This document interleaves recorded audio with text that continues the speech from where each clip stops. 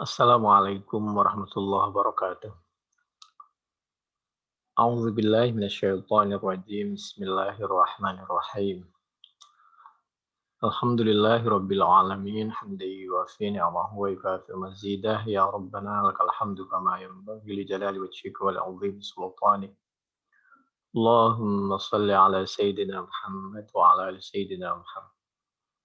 Amma ba'du fa ya ibadallah usikum wa ya bitaqwallah taqullaha haqqa tuqatih wa la tamutunna illa wa antum muslimun. A'udzu billahi minasyaitonir rajim. Bismillahirrahmanirrahim.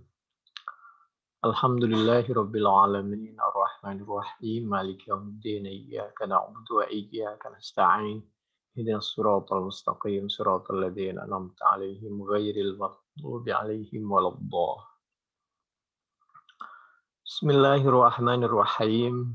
Haddatsana Abdullah ibn Muhammad ibn Asma, haddatsana Juwairiyah ibnu Asma an-Nafi' an Abdullah qala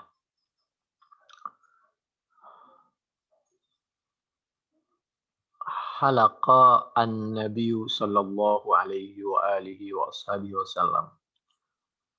Waktu Nabi haji, beliau itu menggundul rambutnya. Wa ta'ifah, jadi waktu tahallul itu Nabi gundul. Demikian juga ada sebagian sahabat min ashabihi, dari sahabat-sahabat Nabi. Namun wa qassara, dan sebagian lagi sahabat itu ada yang tidak gundul. Tahallul biasa, cuma sekedar dipotong rambutnya, cuma sekedar dipendekkan. Padahal biasanya qassara itu untuk perempuan. Sedangkan untuk laki-laki itu aslinya gundul kalau tahallul itu. Namun demikian, di waktu itu Nabi dan para sahabat ada yang gundul, ada yang tidak gundul. Wa qassara ba'duhum. Hadis Bukhari 1729. Ini sebagai pelajaran bagaimana perbedaan itu terjadi di zaman Nabi, di zaman sahabat. Saat Al-Quran masih turun, Nabi berada di tengah-tengah mereka, perbedaan itu ada. Tapi oleh Nabi dimaklumi, nggak masalah. Memang utamanya itu adalah gundul. Tapi kalau nggak gundul, ya nggak apa-apa juga. Yang penting adalah dicukur atau dipotong. Bukhari 1729, Fathul Bari, juz 3 halaman 716 di sebelah kanan sampai 722 di sebelah kanan lagi. Ini sebagai gambaran bahwa perbedaan itu perlu dihargai, asalkan tetap berdasarkan dalil Al-Quran dan As-Sunnah dan tidak melanggar syariah, aturan Allah dan Rasul-Nya. Ini berangkat dari Al-Quran, yaitu surah Al-Fath, surah yang ke-48 ayat 27. A'udzu billahi minasyaitonir rajim. Bismillahirrahmanirrahim. Laqad sadaqallahu rasulahur ru'ya bil haqq latadkhulunnal masjidal harama insyaallahu aminin muhalliqina ru'usakum wa muqassirin la takhafun fa'alima ma lam ta'lamu faj'ala min duni dzalika fathan qariba. Laqad sadaqallah. Al-Fath surah yang ke-48 ayat 27.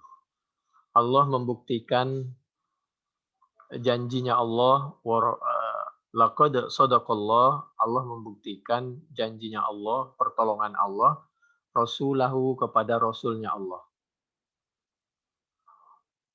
Ar-ru'ya kepada mimpi, eee, bahwa Nabi itu sebelum Fathul Mekkah, itu Nabi bermimpi bahwa kalau saat ini kita diusir dari kota Mekah, kalau saat ini kita dibatasi beribadah, waktu Umratul Qadha hanya 3 hari, jadi ketika kewajiban haji itu turun 5 Hijriah, 6 Hijriah Nabi mau umroh dari Madinah, tapi ditolak di Hudaybiyah,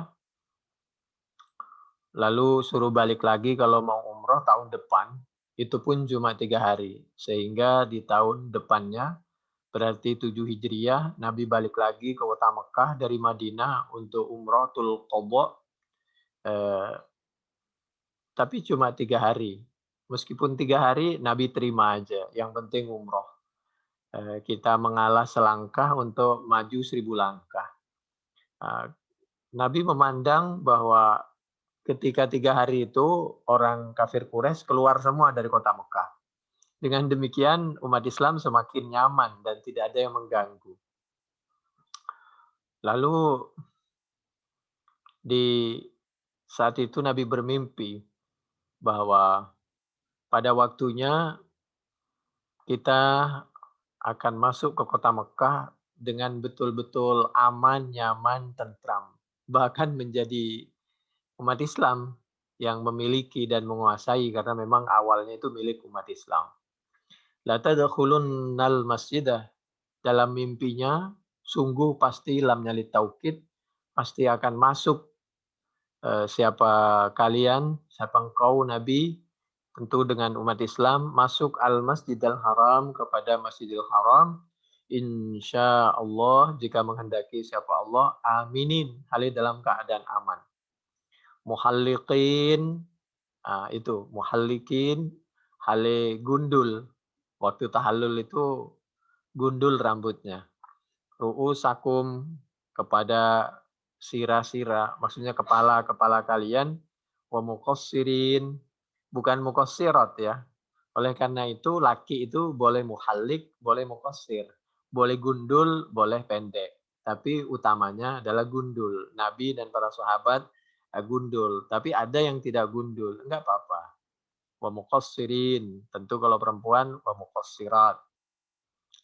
Nah, perempuan nggak boleh gundul, kecuali karena darurat, misal karena suatu hal, penyakit, sehingga rontok semua rambutnya, misal di kemo, atau karena kutu. Kalau kutu itu apa ya bahasanya itu? Jadi mungkin nggak usah digundul, tapi dikasih minyak tanah atau obat, obat itu semacam apa ya? Ya itu kan ada, jadi nggak usah digundul. Paling ya nggak usah panjang-panjang, sering pakai sampo, samponya yang banyak. Wa muqassirin la takhafuna. Jadi Nabi akan haji dan umrah masuk ke kota Mekah dalam keadaan sedikit pun tidak merasa takut. Karena sudah merasa aman dan sudah menjadi milik umat Islam. Kekuasaannya fa'alima ma lam ta'lamu, maka Allah memberitahu kepada sesuatu yang kalian belum tahu, agar hati kita itu semakin yakin dan terus berusaha, berjuang dan berdoa agar mimpi tadi, harapan tadi, pertolongan Allah tadi segera terwujud. Fa'alima ma lam ta'lamu faja'ala min duni dzalika fathan qariba. Ternyata tidak lama betul. Jadi setelah Hudaybiyah, setelah Fathul Khaybar 7 Hijriah, buktinya tidak lama, itu 8 Hijriah betul. Mekah dikuasai umat Islam dan Nabi dan para sahabat bisa luasa melaksanakan ibadah, haji dan umroh dan lain sebagainya. Ya, intinya perbedaan di zaman Nabi itu dihargai. Oleh karena itu sebagai pelajaran bagi kita, di zaman keterbukaan seperti ini. Hargailah perbedaan itu. Kalau memang harus berbeda, yang penting harus tetap berdasarkan berpijak kepada Al-Quran dan As-Sunnah. Demikian mudah-mudahan bermanfaat. Assalamualaikum warahmatullahi wabarakatuh.